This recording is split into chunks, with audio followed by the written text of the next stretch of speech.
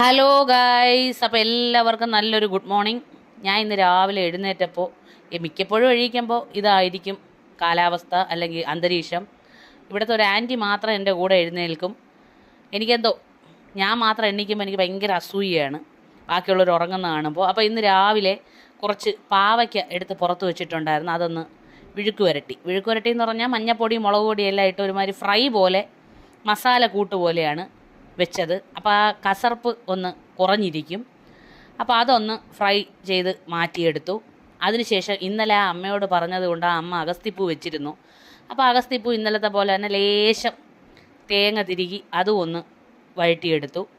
പിന്നെ തൈര് വാങ്ങിച്ചിട്ടുണ്ടായിരുന്നു. അപ്പോൾ ഇന്നെന്തോ ഒരു വെറൈറ്റിക്ക് വേണ്ടി ഇന്നൊന്ന് മോര് കാച്ചാന്ന് വിചാരിച്ച് തൈരിട്ടൊരു മോര് കാച്ചി. ചൂര മീനാണ് കിട്ടിയത്. അപ്പോൾ ചൂരമീൻ ആദ്യം പൊരിക്കാമെന്നാണ് ഞാൻ വിചാരിച്ചത്. എന്നിട്ട് വിചാരിച്ച് വേണ്ട, ശകലം പുളിയും മുളകും നല്ല വറ്റിച്ച് വെക്കാമെന്ന് വിചാരിച്ച് ഞാൻ പുളിയും മുളകും വെച്ചു. അപ്പോൾ ചോറിൻ്റെ കൂടെ ഇതൊക്കെയായിരുന്നു ഗൈസ് ഇന്നത്തെ കറികൾ.